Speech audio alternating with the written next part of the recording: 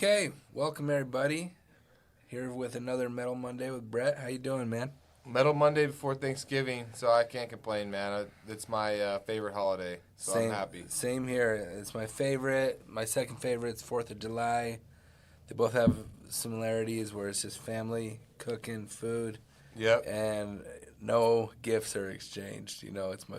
No pressure other than just eat, watch football. I guess the only pressure I sometimes put on myself is if I bet on the football game. Yeah, absolutely. And then I have to pick a side. Yep. Yeah. So anyway, tell me about the markets, Brett. How's everything looking? You know, I saw the PGMs were rough this morning. At least Palladium was getting smacked. It got smacked on Friday and last week. today. Last week it got. So, but other than that, I mean, copper, kind of bounced back. Mm-hmm. It kind of fell into the low 420s and then right back up, into the low 440s again. So that was good to see. Aluminum is hanging around. Nickel's staying strong. I mean, stainless prices are pretty good. Best stainless prices we've seen in a while. Base metals, the ferrous market, I feel like has got potential to be strong in December still. Mm-hmm. So that still is positive. Overall, things look pretty good. Why do you think there was a dip last week? Like, everything kind of started headed down. Do you have a thought on that? I don't know. It's a trader's market right now. So, I mean, I don't know. I don't know the answer. I mean, people start talking about, inflation, and then all of a sudden everybody's nervous that they're going to raise rates, and for whatever reason, I mean, there's a multitude of reasons, but when people start talking about raising rates, you see commodities, that get whacked, and it's such a roller coaster market right now, and I mean, you could say if you know the reason, I think you're half-assed making it up. Yeah. Or you're just guessing like the rest of us. Well, there was a lot of chatter about the infrastructure bill. I don't know if which should be bullish for commodities. You would think, you would think that, but then you saw everything dive. So I didn't know if there was a connection there, or people didn't really have faith in the bill, or like what it was. I feel like there's a lot of sell the news. Like people, the way the market's built and structured, at least in my opinion, you see a lot of it where the anticipation of the news drives the pricing, right?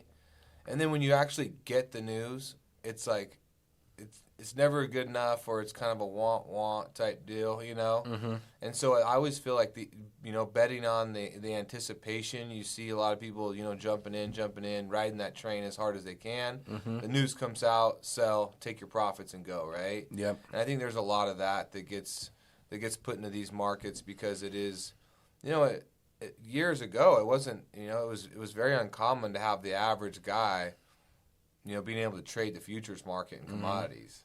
And now, I mean, with technology has made this thing as, people are trading it, they're pushing the markets up and down, and it has a lot of times, nothing to do with the fundamentals as much as it has to do with just the trading going on, the news cycles and whatever else, while there's the the real users of the commodities, the real producers of the commodities, whether it's the miners or the urban miners, the recyclers, we're just living and dealing with these fluctuations that really don't make a ton of sense to us, but it's the traders that are pushing it and pulling it.